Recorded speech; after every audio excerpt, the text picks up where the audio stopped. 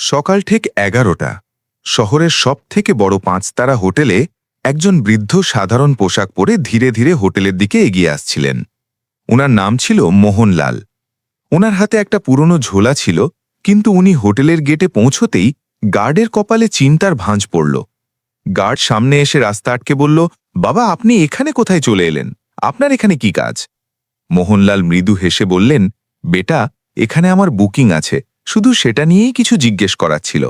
Guard হেসে তার সঙ্গীকে বলল, আরে দেখো, বাবা বলছেন ওনার নাকি এখানে বুকিং আছে।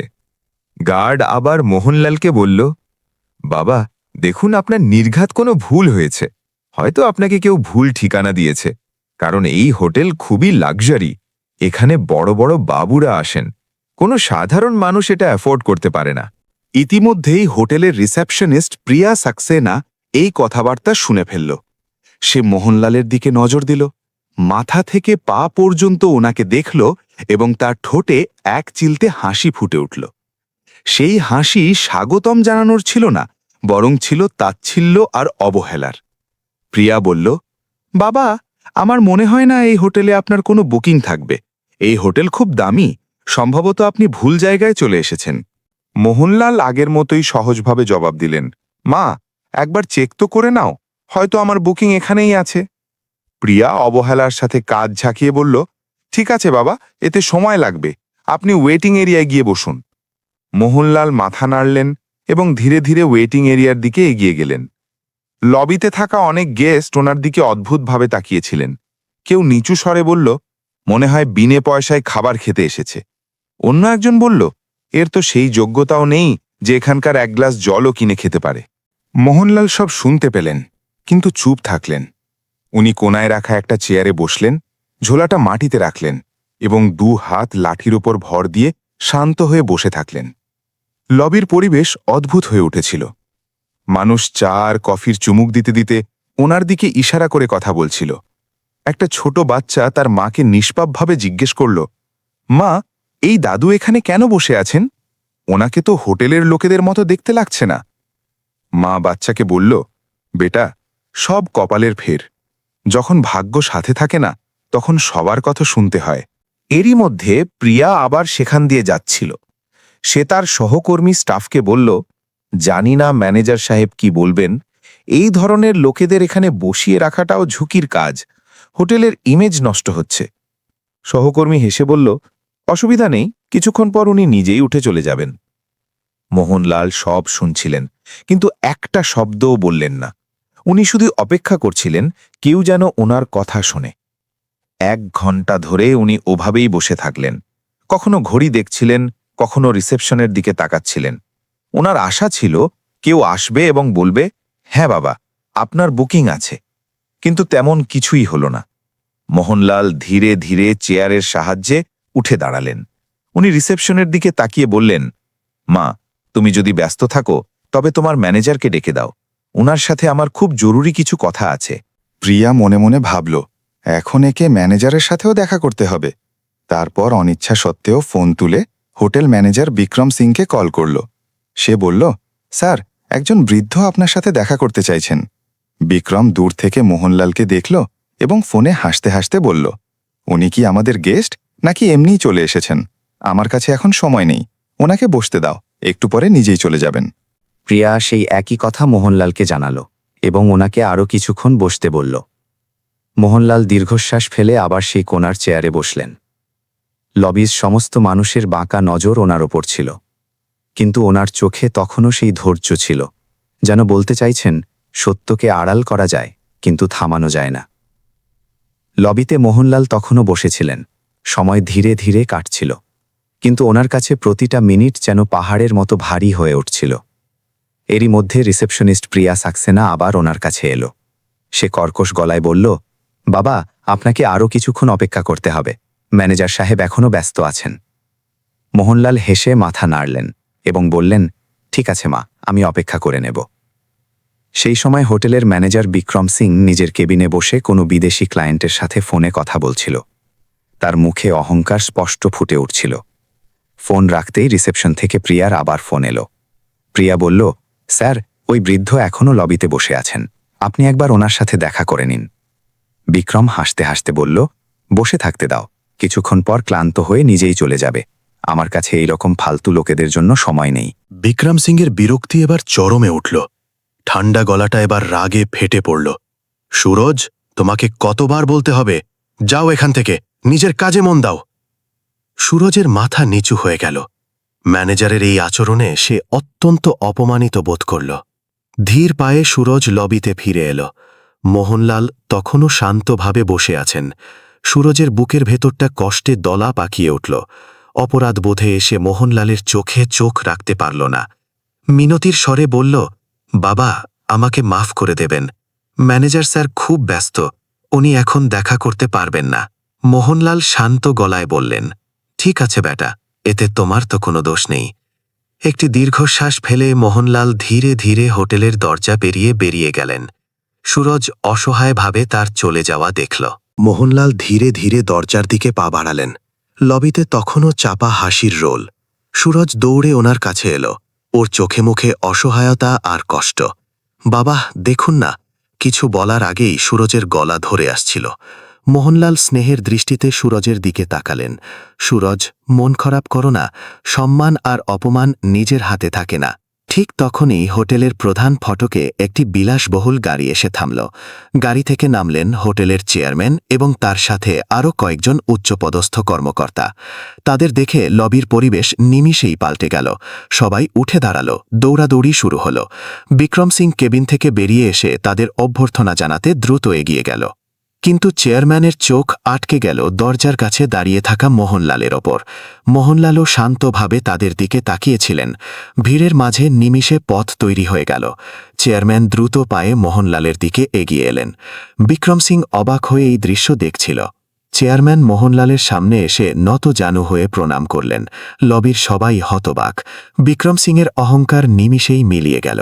চেয়ারম্যান কাঁপতে কাঁপতে বললেন, স্যার, আপনি এখানে কতক্ষণ ধরে অপেক্ষা করছেন, আর কেউ আপনাকে চিনতে আটকে গেল।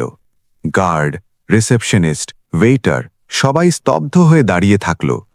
কাল যাদের সবাই অবহেলা করেছিল, আজ সেই মানুষটি হোটেলে কোনো সম্রাটের মতো প্রবেশ করছিলেন। মোহনলাল হাত দিয়ে ইশারা করে বললেন, ম্যানেজারকে ডাকো। ওনার গলায় এবার আর কোনো কোমলতা ছিল না, বরং ছিল এক আদেশের কঠোরতা। কিছুক্ষণ পরই বিক্রম সিং বাইরে এলো। তার মুখে হালকা ভয় ছিল, কিন্তু অহংকার তখনও বাকি ছিল। সে আধো হেসে বলল, জি বলুন বাবা, আজ আবার চলে এলেন। মোহনলাল তার চোখের দিকে তাকালেন এবং ঠান্ডা গলায় বললেন, বিক্রম সিং, আমি কালই বলেছিলাম তোমাকে তোমার কর্মের ফল ভোগ করতে হবে। আজ সেই দিন এসে গেছে। বিক্রম ভড়কে গেল। সে হাসিতে উড়িয়ে দেওয়ার চেষ্টা করল। মোহনলালের সাথে আসা অফিসার ব্রিফকেস খুললেন। তার ভেতর থেকে একটা মোটা ফাইল বের করে সবার সামনে টেবিলের ওপর রাখলেন। তিনি জোর গলায় বললেন, এই ডকুমেন্টস পরিষ্কার বলছে যে এই হোটেলের 65% শেয়ার মোহনলালের নামে আছে। আসল মালিক উনিই। পুরো স্টাফ স্তম্ভিত হয়ে গেল। প্রিয়া সাক্সেনার হাত কাঁপতে লাগল। লবিতে থাকা গেস্টরা একে অপরের দিকে তাকিয়ে ফিসফিস করতে লাগল, উনি তো সত্যিই মালিক, আমাদের কত বড় ভুল হয়ে গেল। মোহনলাল ওনার লাঠিটা মাটিতে ঠোকলেন। ওনার গলা এবার চড়া আর দৃঢ় ছিল। বিক্রম সিং, আজ থেকে তুমি আর এই হোটেলের ম্যানেজার থাকবে না। তোমার জায়গায় এখন থেকে সুরজ বর্মা এই পদ সামলাবে। বিক্রম রাগে কাঁপতে কাঁপতে বলল, আপনি কে আমাকে সরানোর? এই হোটেল আমি বছরের পর বছর চালাচ্ছি। মোহনলাল গর্জে উঠে বললেন, এই হোটেল আমি তৈরি করেছি, এর ভিত্তি আমার পরিশ্রমে গড়া। আমি চাইলে তোমাকে এক মুহূর্তে বাইরে বের করে দিতে পারি, কিন্তু শাস্তিস্বরূপ তোমাকে ফিল্ডের কাজ দেওয়া হচ্ছে। এখন সেই কাজই করো যা তুমি অন্যদের দিয়ে করিয়েছ। মোহনলাল সুরজকে কাছে ডাকলেন। ওনার কাঁধে হাত রেখে বললেন, তোমার কাছে ধন ছিল না, কিন্তু হৃদয়ে মনুষ্যত্ব ছিল।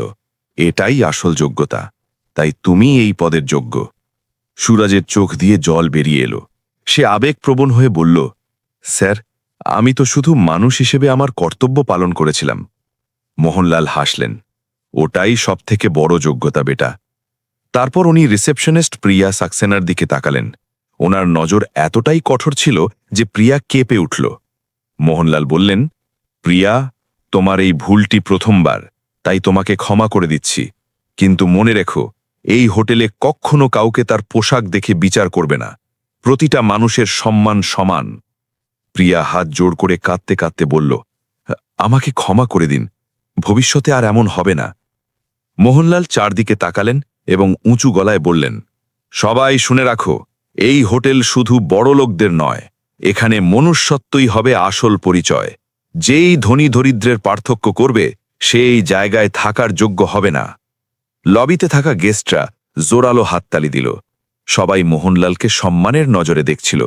যারা কাল পর্যন্ত ওনাকে তুচ্ছ মনে করছিল, আজ তারাই ওনার সামনে মাথা নত করল।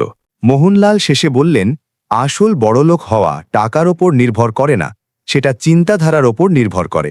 যদি চিন্তা বড় হয় তবে মানুষ নিজেই বড় হয়ে যায়। এই বলে উনি অফিসারের সাথে হোটেল থেকে বেরিয়ে গেলেন।